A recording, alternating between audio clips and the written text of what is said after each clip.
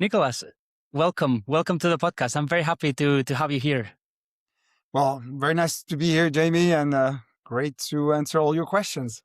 Indeed. Well, let's get into it. So you started with video games, and now you're building, if I'm not wrong, space factories. So for anyone listening, that's a great pivot. So how did that come about? Why video games in the I first would place? argue that they're much more well-known space entrepreneur and arguably much more successful. Elon Musk did the same path, started in video games, is now Oh, doing amazing technologies in multiple fields. So it's not uncommon. We're two of us. indeed. No, but it's. I think that being in the my 50s and having grown up in the 70s, I think computers was the tech frontier of the time, and surely I fell into video games as a young boy, and ended up wondering how you make games, starting making games, and then that led to creating a game company. I did this when I was right after high school. I didn't do any college studies or anything. But when you're in video games, certainly you are exposed to very demanding technical specs, and you would argue they're very different from the space industry. But the level of demand is interestingly as demanding. I mean, gamers are very little patience, and really have so much choices. They push you to your limits. So you learn how to make software in a way that is has to be effective, that has to be performative. And then you need to also create an environment in terms of entrepreneurial setup that needs to take the best of people to make something unique. So I think that I learned a lot there. But when I started my game studio when I was 19, I didn't really was thinking of being an entrepreneur. I was just a guy willing to make games. And somehow along the way, I was fortunate to sell my game studio, become more wealthy, and then actually I went to China because I was very attracted by Asian culture, and China to me was the very exciting place with very rich history. And while I was in China, it was in the mid 90s, China was opening up.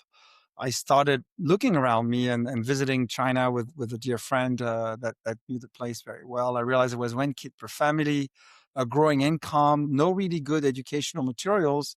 At the same time, a game studio was doing a lot of apps out of children book properties, and then came the idea of building a business of publishing children books for Chinese parents for their kids.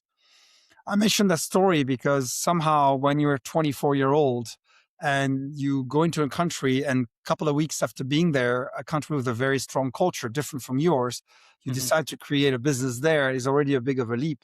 And then that you decide to do a children book publishing, whereas you have no knowledge whatsoever on children book publishing, pushed me to ask myself, what am I good at? And eventually, because that venture was quite successful, I guess I learned that I could be the kind of entrepreneur that is taking from a blank sheet of paper and trying to elevate an opportunity to a reality. And certainly that means my skill set are more to try to go from ideas to execution, and an ability, hopefully, to surround myself by great experts and make them work in a way that take the best of them, and eventually make sure that the total sum of their work is far beyond the simple mathematical add up.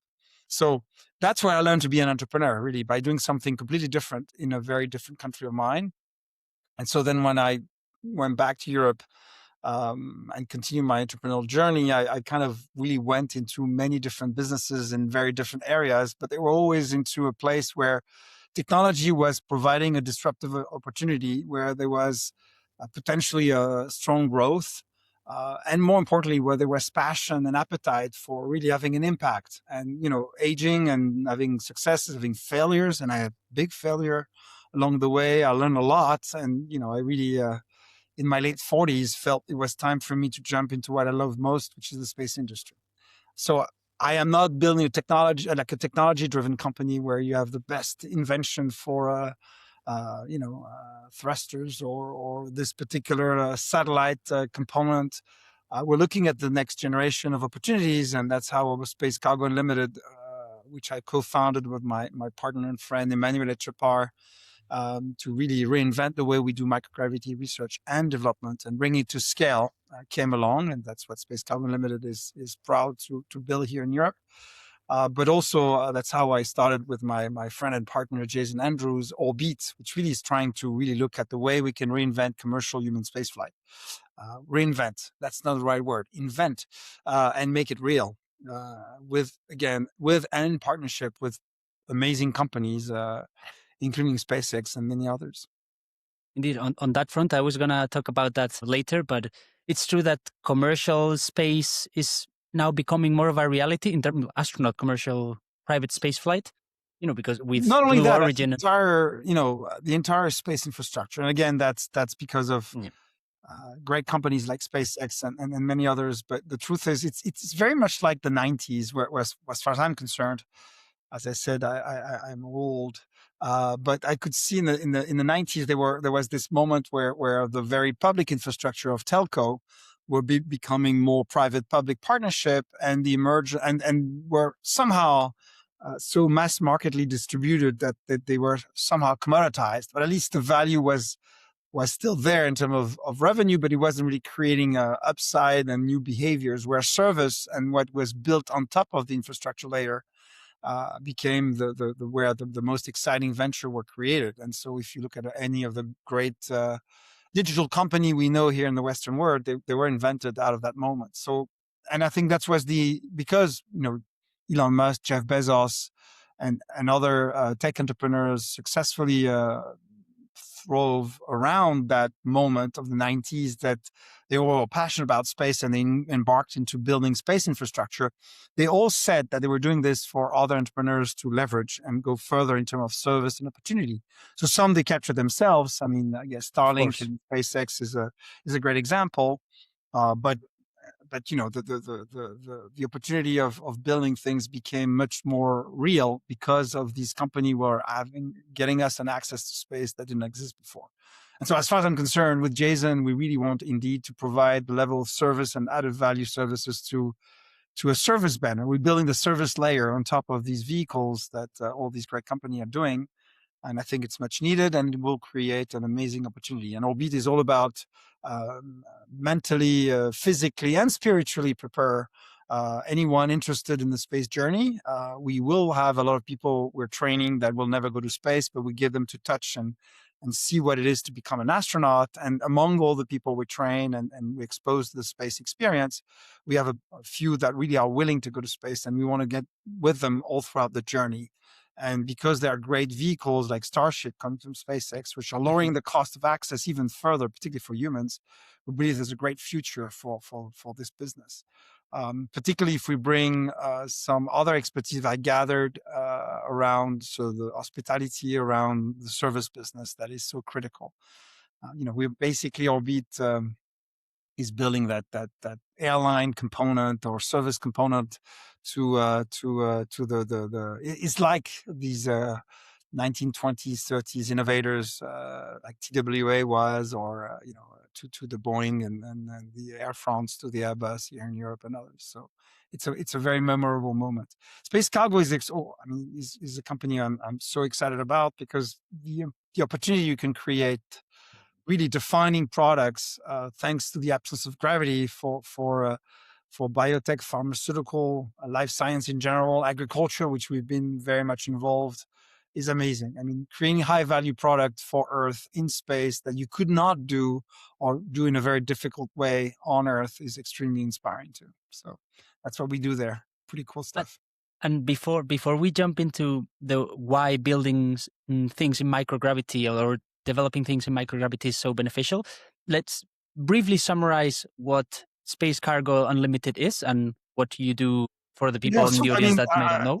If you always wonder why do astronauts every day, well, they do research on human physiology in space, because we are going to have more and more people in space. So it's quite important to understand how the body and the mind react to the space environment. But all the things they do is really do science in multiple fields, and particularly life science on the one end, material science on the other end. And after more 20 years on the ISS, there were major discovery made, exciting opportunities, one that really create, shift of paradigm for these industries. And as I mentioned, these are discovery that are really allowing us or seeing a perspective of building products or key components of products in space for Earth application. And so really the mission of Space Cargo Unlimited is to really unlock that potential, and certainly help go from research to applicability and product. So we did a pilot project on agriculture. In fact, we are the first, and to my knowledge, the only company that had the private mission on the ISS. We did actually 3 space flights, one suborbital with Blue Origin, 2 on the ISS, one of 10 months, one of 14 months, on the topic of agriculture, and more specifically viticulture. I Yes. am from the southeast of France, and which is known for many things, but among other things, good wine. And the question was, how do we do a more an organic vine plant that is more resilient to climate change evolutions, and that's hydric stress, thermal stress, and pathogens like mildew, which is a disease you can't really defeat well. It's horrible. And we decided to look into this because we wanted to do a project by our own with the existing infrastructure and see how easy it was or not easy it was. It turned out to be not very easy, and even sometimes very challenging, even though we were very fortunate to be supported by NASA and ESA and the French Space Agency, CNES, an amazing research organization, including the University of Bordeaux in Halle and others, and Erlangen in Germany. But at the end of the day, we realized that it was really not a smooth process to make anything in space. Long story short, we did create, thanks to the exposure of our plants to the space environment, a more resilient species that is actually amazing, which we started selling last year. Again, which make us the only company that went from inception to market reality. We did that quietly. There was a bunch of articles. We had a fun way of funding ourselves, which maybe you want to talk about. But anyway, we managed to push the science and make it from research to applicability. And so just maybe for you to understand why we did this and how it works. Well, it's simple. When you're on the space station, you have everything like on Earth, CO2, O2, brightness, humidity. But there's one thing, you're in a state of free fall. You have near zero gravity. You're in microgravity. And that changes everything because, gravity is the only parameter of life that has never changed for 4.5 billion years. So when you basically can live because you have, for a plant, CO2 and humidity and brightness, but you have no gravity, well, you're stressed beyond belief. And that stress trigger natural defense and something magical to force evolution to adapt and adjust. So it's, in a way, it's like a boot camp for plants that we did. So we exposed our plants and they became more resilient because of that condition. And when they went back to Earth, they were basically more resilient to lesser stresses, such as hydric stress, thermal stress, and pathogens. So it was, again, quite a simple but fairly well documented. We published a number of scientific papers explaining the process. But it works. We did ended up having a variety of our plants, a certain selection of our plants that managed to find a way to survive and become much more resilient to mildew, hydrostress, thermal stress, and we started selling them. So doing all this, we realized there was a lot of things missing and in the terms of infrastructure. So while we continue to grow our vine plants, expand, we have 2 flights this year. We'll have expanded research. We are also going more into, let's say, mainstream agricultural product beyond vines, because again, that was always the intent, to be able to look at other consumable vegetables and others that have the same issue of being able to thrive in a different climate environment. And that's super exciting. So we continue to do this, but we realized there was a lot of mixture, and we decided to create those to be able to open up to many other applications in the field of life science, new material, electronics, and others. And we're starting operating this year. We team up with an ensemble of great partners across Europe. We fly with SpaceX, and that's a very exciting moment for us.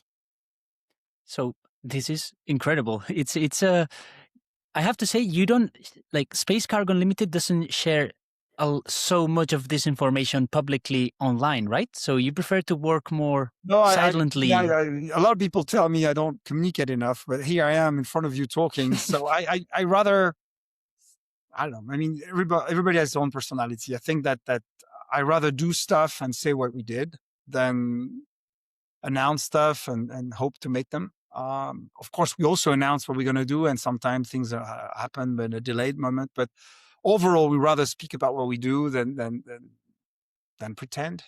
And as an entrepreneur, you need to believe. So you need to set your goals very high, put pressure on yourself to do it effectively and the fastest possible way. And that's what we do.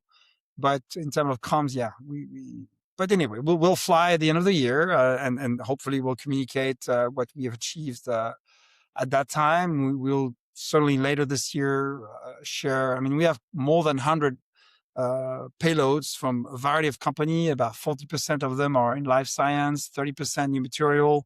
We have a few in agriculture. Many great and amazing companies and research lab around the world that are really doing amazing stuff. So we're super excited to serve them. We are more than 50 people in the team. We have, as I said, great partnership. For our first flight, we're going to work with a great company in Germany named Atmos Space Cargo. They build a inflatable re-entry technology and along a vehicle called Phoenix. And so we partner with them to put our payload management infrastructure called Bento Box. And that's how we start to operate. And again, we have a variety of customers, mostly commercial customers, mostly private biotech. The fun part about space cargo is we never were subsidized. We have today now. I say that until probably recently, and now we actually received investment from the European Investment Fund, the European Investment Bank, the government of Luxembourg, through a variety of vehicles. So we are funded by institutions, but our first decade, we are supported by the Luxembourg Space Agency, the European Space Agency, into a commercial support for de-risking our customers in their first flight. We have a variety of agencies trusting us, including the French Space Agency, but we really, and for the first decade, received zero fund for our developments. And we got creative, I don't know if you want to talk about it, but the way we funded on Vine was quite unique. Indeed, I was gonna just ask you about this, but before, I also think like sometimes over communicating is it's not often the best approach. It might seem good on paper, but when you look back and see the results, I don't know. Time will tell. But indeed, but this is not us. We rather do stuff and talk about indeed. it. So I do like the approach. The moment that you start to dive deeper, then you discover that this is a much bigger company that you could initially think, right?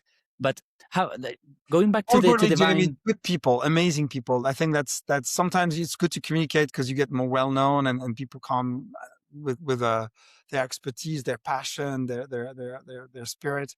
Honestly, what I'm blessed is surrounded by really tremendous people, and I think that's where we can change the world really with amazing people.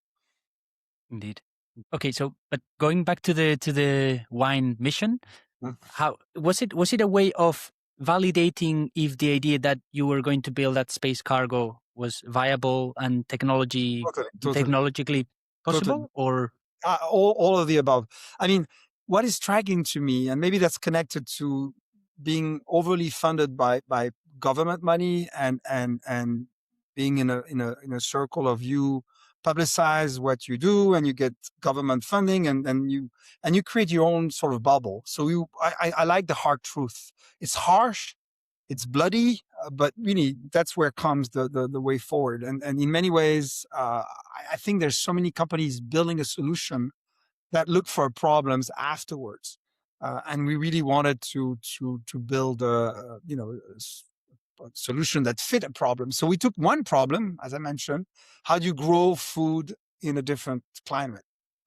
And out of this, we looked into the specific subsector, and we, again, being from Bordeaux, in the agricultural field, wine and vine is the most important. But what you do and learn for this, you can apply to other things. Anyway, we took this. We could have taken other topics. We took this one and we started knocking on doors of agency of operative partners. We worked with a lot of them. We engaged with Airbus, with Telespatio Space in Europe, with Nanorax in the US, and all these companies we work with. And we had actually we forged strong friendship and did stuff. But we realized again that was really a learning moment, a learning expedition. We had 3 flights. That's a lot. They were spread between November takeoff, November 2019 and spring 2020. As I mentioned earlier, long duration flights on the ISS. And we learned a ton because Emmanuel and I were coming from outside the industry. We could gather good talents, part of the journey. And so we validated what worked, what did not work. We validated the opportunity and we looked at the go-to-market, all the obstacles and challenges, and a ton of things you wouldn't appreciate that much, how you ship things between countries and go through borders with space-made product. Well, Of that's a course. challenge. We had horrible moments where one of the border, a product after 10 months on the ISS were nearly destroyed. You learned how to fix things on pretty much on the launch pad with a trombone to make it work. This just you go into the safety procedures, which are amazingly complex when it comes to being close to humans, because human safety is paramount in space, which is actually one of the key things that we learned, which we didn't realize that much, is that humans make things complicated. They're amazing researcher, and they're there doing research and finding things, which really is the bedrock of what we do afterwards, because the discoveries that the astronauts on the ISS have done and are doing are really key.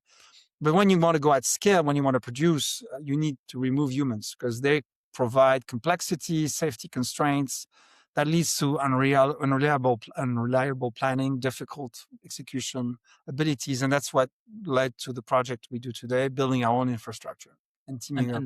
Yeah, that's why you are aiming for autonomous factories, right? Totally. So, but okay, so when you think so much far into the future and try to develop breakthrough technology that opens new markets, like thinking about the economics of that is a bit complicated because let's say the economics aren't there yet, right? The market might not be ready yet to, let's say, accept your solution or even pay as much as you would want to get paid, right? How did you approach this when first designing this initial mission? Because it's true, like technology wise might be interesting and the problems could or not be solved, but then when you think about the numbers, did they make sense at first or? Of course not. But this is what has been my life for the past 30 years, going into business with promising technology, disruptive usage and impact, and finding a way forward. So, there's no such thing as an established market in when you have disruptive technology. People know exactly what they don't want. They don't know what they want. So in any business, consumer business, corporate business, so you just need to start a dialogue with them. And the challenge is to make sure that what you see as a possibility and the dialogue you start are aligned in terms of time, and that the cash you spend to get to a point of maturity, inflection points where they start buying from you and creates a dynamic.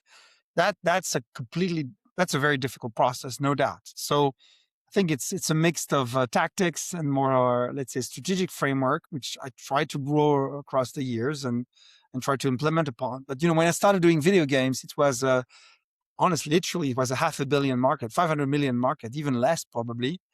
Today, it's a 350 billion market.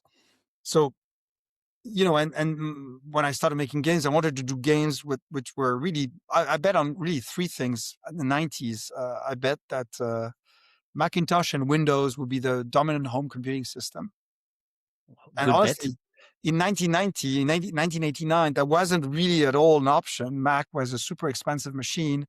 Windows was one of the many operating system on the PC ecosystem, and it wasn't the best. And there were many more things at the time. But I felt that these 2 companies were able to make a difference. I felt the technology and the things that we're building were make a difference for lots of reasons.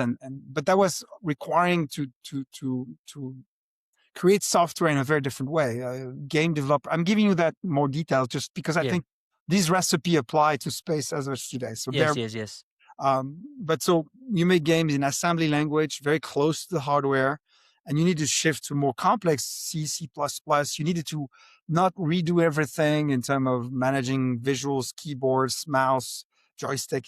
You need to rely on APIs and software done by others. That was a totally change of mind. And the game developers at the time wouldn't be ready to make that jump. So you need to fresh new set of minds and ways of working. The other bet we made for that game studio, that's 2D images, which was the norm, would be replaced by 3D images and real-time 3D images, which also was a huge bet. And again, in 89, 1990, 3D was something very distant. You could see that was amazing, but not in a microcomputer of that time, which was certainly not very effective. And side note, that's why my game studio at the time was among the very first in the world to start working with people like NVIDIA and others on graphic performance. And that's also why Apple supported us, eventually invested in the company when I was 21. And I think Apple didn't invest much in many startups at the time, even today. But anyway, they invested and made us, our first investment came from Apple. Even though the company was in France, in Bordeaux, that would have been, we're not like the tech hub of the world at the time. So Apple invested in the company. We ended up doing the first Windows 95 game, and Microsoft featured our game. Bill Gates himself used our game to promote Windows 95 to Walmart or computer makers to show how much Windows was great because it could make great games run. So what I'm trying to say, and then that put us on the map, and we our sales went through the roof. So all this I did, and I did many other circumstances in web companies, in social network related app developers, in mobile projects, so many tech related instances. So try to apply the same thing when I came to space. In the way you approach the market, it is true that if you see a market opportunity and nobody respond, and basically if you're right ahead of everyone, it's as stupid as being too late. You die the same way. So, Exactly. It's like making the wave and surfing the wave. That's the idea, which means you really need to be at the right time, the right moment. It's super hard. And you need to make it financially sounding. So when we started, we knew the science was there. We wanted to test and apply it. Nobody believed in us because we were not space engineers. A few did. A few people, for instance, Lionel Suchet, who is today deputy director of CNES, believed in us, and some other great people along the way. And then that doesn't mean we had the funding. And so as the project was wine related, we brainstormed quite a bit with Emmanuel, and we find out about a tradition of aging bottles of wine on sea ship in the 19th century. It's quite a crazy story when you think about it. But anyway, Bordeaux, there was a Bordeaux wine producer who tried to sell a large quantity of its wine to an Indian wealthy individuals. And in 1815, he sent a large quantity of his wine from Bordeaux by ship to India, and the deal fell through. The wine did go to India, but came back to Bordeaux, and while on the sea ship, aged quite differently. And so when he came back, the wine owner decided to put it on the market, change the label, make it a special selection, and it was amazingly successful. So we ended up across all the Bordeaux wineries. They did start aging bottles of wine on sea ship. So it became a technique. And so we decided to reinvent that and say, what if we put bottles of wine on the space station, which is a very challenging thing because alcohol is strictly forbidden as much as glass container. We looked at our options to fly a free flyer and have a full vehicle flying bottles of wine. We got close to an opportunity with a great company, but didn't work out. So we went back to the ISS, and we had a very strong research motive, and we had a lot of science to be involved behind the wine. And we actually discovered quite a very exciting number of things that we're applying to product development today. But we had a bunch of bottles that remained, and we sold and auctioned them with Christie's and to a very nice price. And these bottles funded the research project entirely. So back to your question, you got to be creative, and that's how we got creative. We auctioned bottles of wine. We aged on the space station. That was incredibly hard to establish, but we did it, and that allowed our research, our science, our team to move forward and eventually create this new variety of vine plants that we started selling last year, and it's really growing. And in the process, we realized there was a missing space infrastructure, which we decided to build. So, from a purely entrepreneurial standpoint, the company was in incubation mode for quite some time. But and I hate that. I mean, I'm impatient. So I want to go faster than fast. But on the other hand, I know myself. I'm older, and I guess I don't know if I'm wiser, but at least I know what mistakes to do. And one of them was rushing things too soon. But so it allowed us to create a great team and establish hopefully a robust strategy. Now we need to execute on the strategy and continue our journey. I mean, in a way, it's true that you were in incubation for quite some time, so to call it incubation. But had you come out earlier, I mean, I don't think SpaceX recovered the first booster in some 2015 or 2016, so more or less. So probably 2017, 2018, there wasn't still such a big market for. I mean, the new space economy was only starting at that time, right? So perhaps coming too early would have been hurtful I for your agree. business. I think so. Now you can you can't go back in the past, so you need to move forward. And now we're full steam ahead. Indeed. So now you switched on to full commercial focus and received investment, and now are entirely focused on building two things, if I'm not wrong. One is like a proper space factory, and then is a payload adapter, right? Well, a payload platform that Start you're gonna. between, so as I said earlier, kind of yes. Let me answer that. But so we validated for ourselves there was a really huge impact of microgravity and space environment all up on this particular line of products. Along the way, we met a lot of people in other fields, namely specifically biotech, pharma, life science in general, and new material electronics. And we realized that we needed a free flyer, so something that doesn't touch humans, because humans bring a set of constraints that are very complicated. Mhm. So we think a space station, whether the ISS or the future commercial space station, are extremely valuable for lots of things, including doing research. But if you want to produce at scale, we believe in automation and robotics and automation. And so we decided to look into a free flyer. And certainly it's expensive to build a spacecraft and a free flyer. And here too, I want to go fast, but we do crawl, walk, run. First of all, the vehicle we're developing inside out. We're developing it with the perspective that you need to create it for the outcomes you pursue. There's a very strong, nearly organic connection between the space architecture we decided to grow and the actual outcomes we're pursuing. So we needed to build a knowledge and start really ramping up.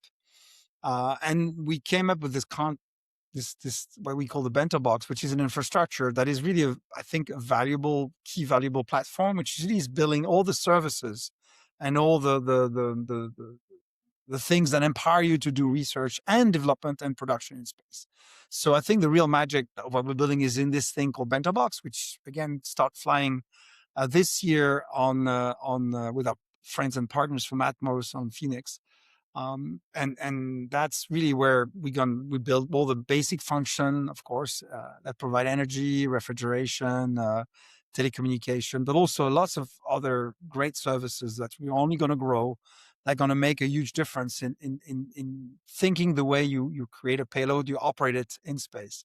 And certainly that's something we can do because along their journey of incubation that we talked about, I could team up and hire amazing engineer, particularly around Arim Schwarzfelder, our CTO, was an amazing visionary, who has done 25 years of payload design, development, and operation on a space station. So, and along with them, many, and too many to mention, I apologize, great people that join us. And all together, with all the missions they accomplished and all the learnings we had, we built that system. So that's really the platform we want to grow. So it's not a mere payload infrastructure. It's really a paradigm shifter. At least that's what we want it to be, to make sure there's more biotech embracing space as an environment, and electronic company, new material company. So that's really the goal. We continue our agricultural project. That's something on the side, but that's indeed where the focus is, where we put our money, energy, and time.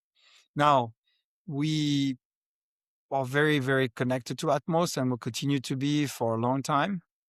We are continuing the development of a bigger vehicle, which is really big. And we are outsourcing the manufacturing to a well-established player. Yep. Here are two amazing partners, amazing friends of Telespatio Space. So that's what we do for ourselves, but also developing this infrastructure. We started teaming up with other vehicle developers.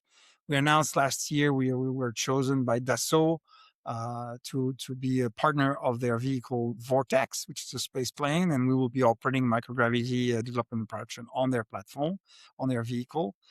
We announced that we'll be also aboard Space Rider, which is an amazing technological innovator from Italy by ESA, an Italian space agency, and that's something we were also quite excited to support.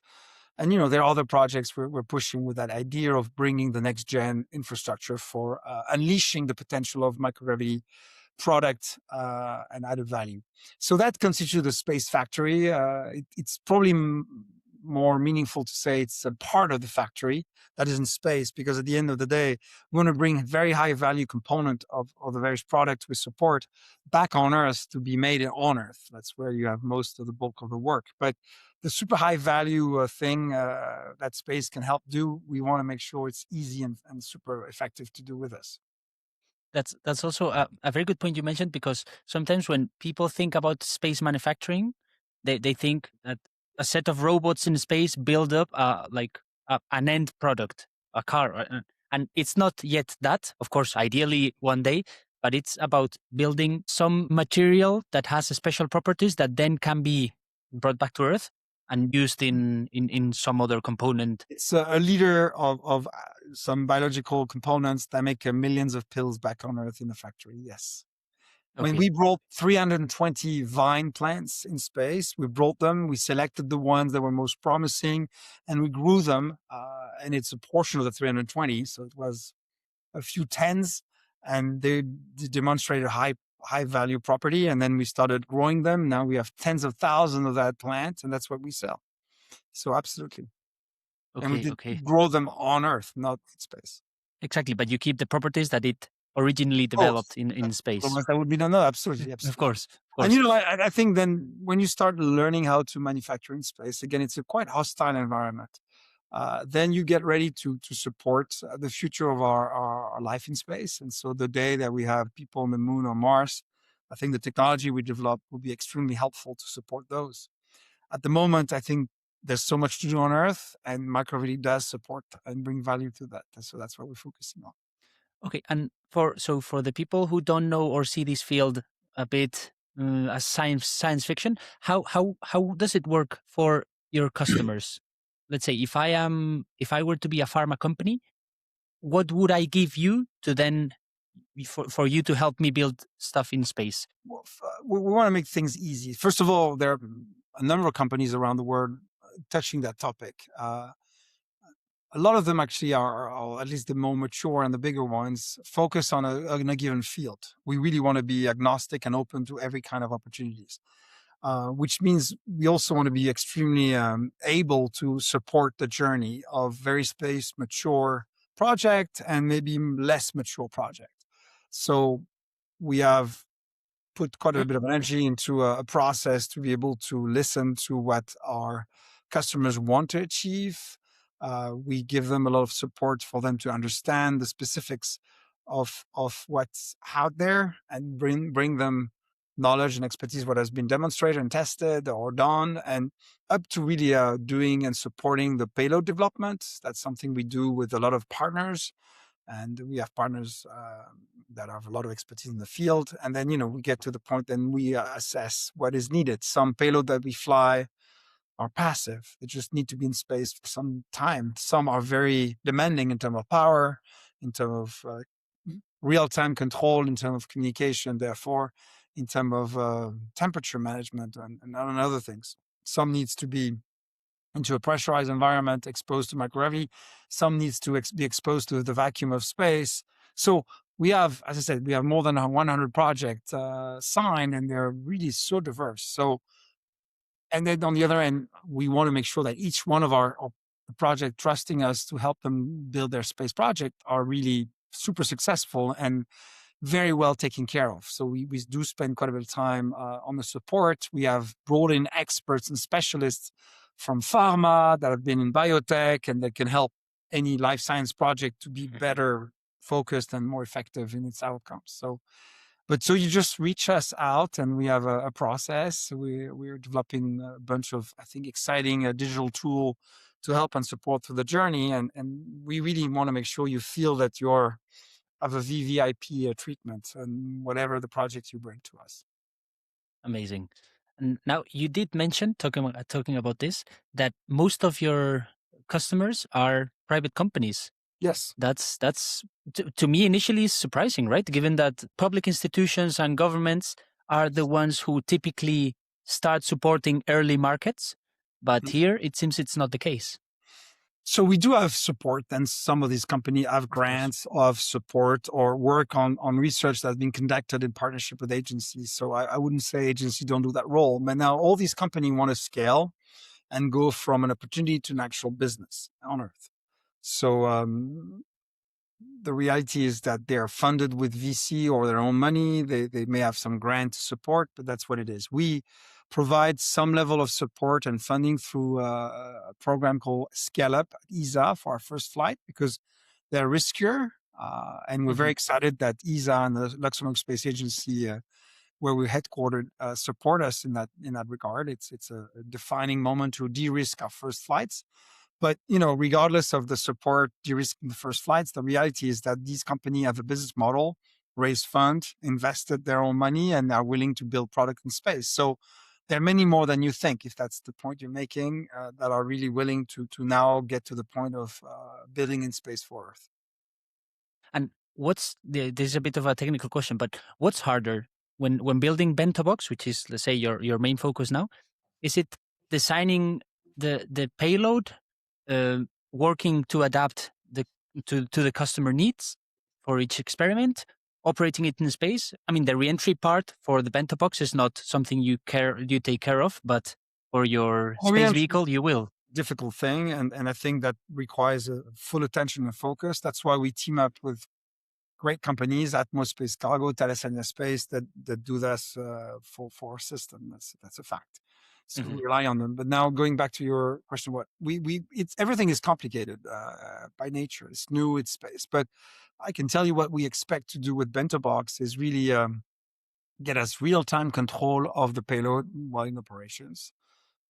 The truth is, it's today very asynchronous process. You make things on Earth, you send it to space, you hope things go well, and then it comes back. Reason is most is on the space station, and as I mentioned earlier, there are humans, and humans create a lot of constraints because they're fragile, and so you don't want to put something like, if you put a payload of any kind, that is plugged on the same electric system that astronauts rely upon, and there's a power surge, and it creates a short circuit of some kind and then create a problem. Or if you have any type of gas in your setup that creates a dangerous gas in the same atmosphere you share with the astronauts, that's the limit of a space station when it comes to scaling, right? So automation becomes something super critical. We're not so much into robotics so much because we want to make sure that things are super reliable. We're very much into AI, and we spent a huge amount of time on this. And certainly my background in tech allows us to have access to an amazing set of talents and great partnership. We have quite a few GPUs. We have a lot of sensors on the bento box, so we can do this real-time control and ability to control and manage. And that's a change of paradigm that is very important because it's a better return on investment for most of the payload, whereas otherwise it's more challenging. Second thing is we want to despecialize the hardware. In other words, we want to make sure as much as possible you take your technology and from the lab or from the factory on Earth and bring it to space, which is not the case at all today, because there are the human safety for the system that hosts humans, or touch system that hosts humans. I mean, even if you do, for instance, a spacecraft that connects to a commercial LEO destination, one of these space stations being, or the ISS, well, immediately you take the same level of constraints because it's becoming connected. So it's part of the system. That's why a multi-purpose vehicle that is a capsule that is going to bring people or cargo to a space station cannot do what we're doing because, as I said, they embrace all the technical challenges of and the safety related to humans.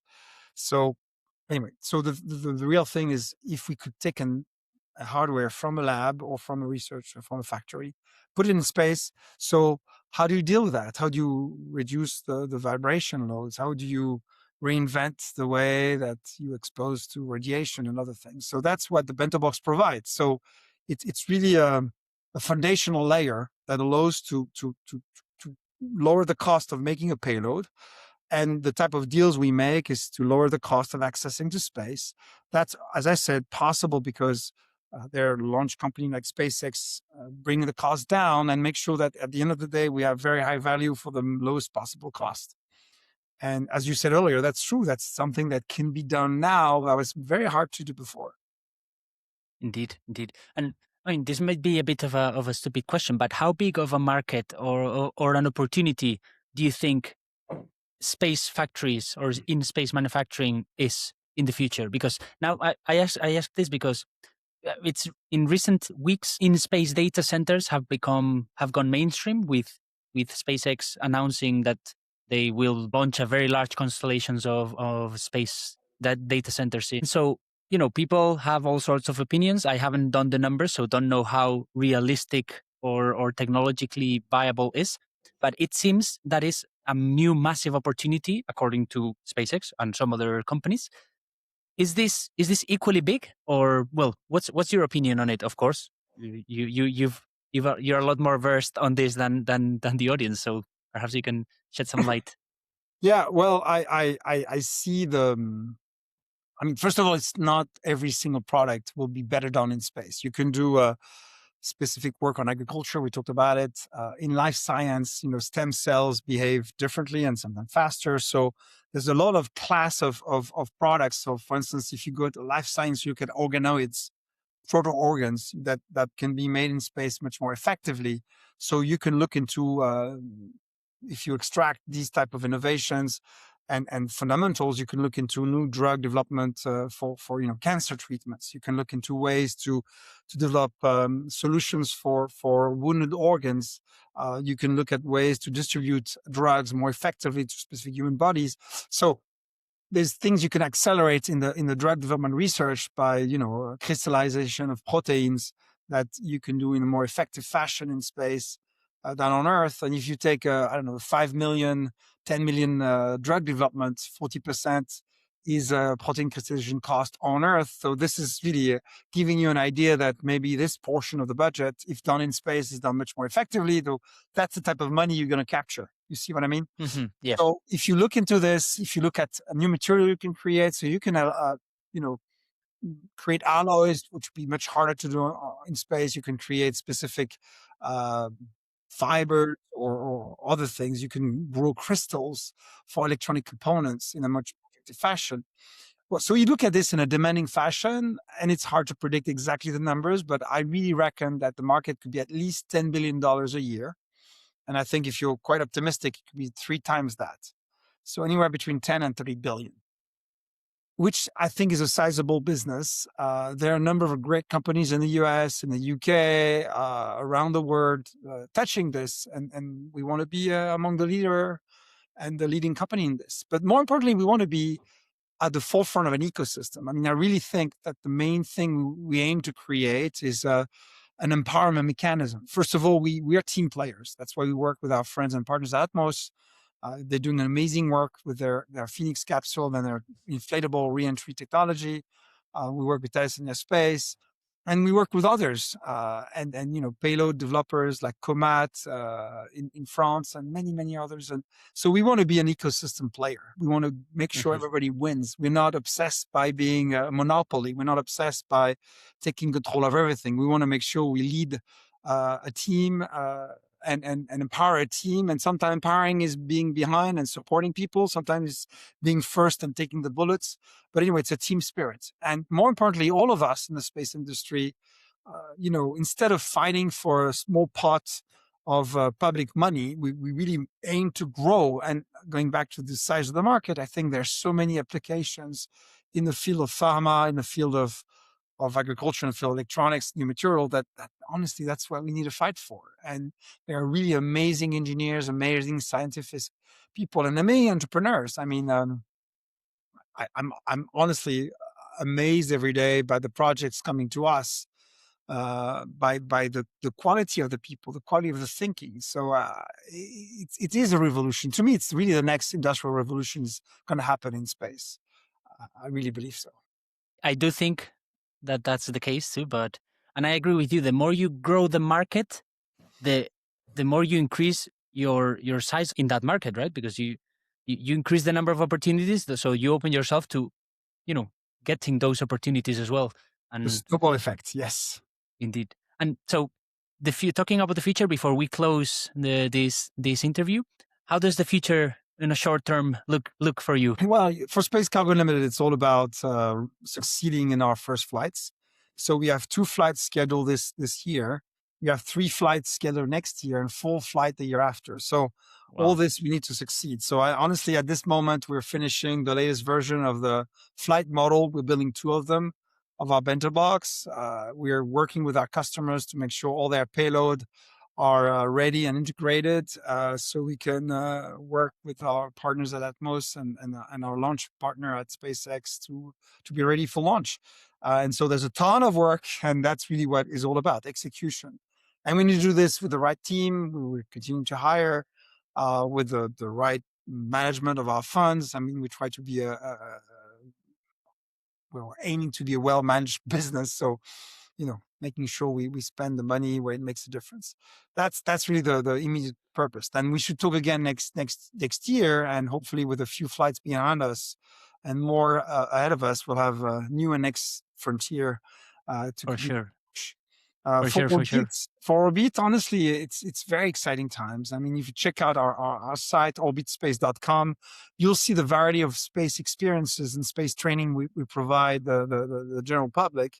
And we have amazing people coming to us, people that just want to touch the idea of being an astronaut for a few days. And we provide a combo of experience where you're going to be able to do 0G flight, high G flight, meet astronauts, taste space food, see how you live in space, see a launch with an astronaut or space experts that tell you what happens. So, for a reasonable price to more expensive package, you have a variety of opportunities to touch what it is to be in space and live in space and go to space. And that's what Orbit Space is all about. And Orbit is really a moment where commercial human space flight is becoming more and more real. It's still so expensive, but with amazing vehicles like Starship, it's going to go down, and you can think about doing things, but, and that's what we're excited about. Indeed, And we are quite ambitiously grounded into a pretty cool space training facility we're developing in Cape Canaveral. And oh, that's something that I hope and I believe will be a very unique place. We've been very fortunate to be supported by an amazing a designer named Philippe Stark that has a depth of knowledge on creating the beautiful and the effective in one place. We are supported by a major hospitality group, Accor Hotel, who owns Fairmont and Raffles and many other amazing brands. So it's a pretty cool moment too, honestly. Pretty cool stuff.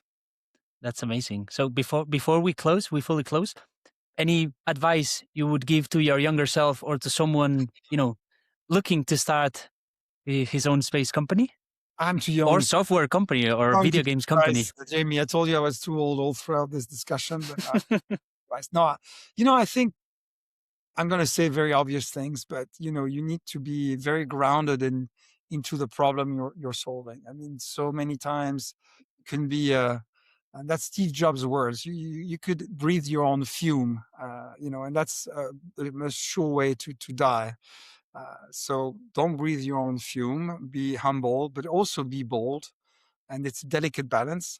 Sometimes you need to be bold and see what nobody else sees, but you need to be very humble in seeing how you're really effectively in making a difference. And then you need to be extremely demanding by the work you do, that is the team and yourself, in building things. And you need to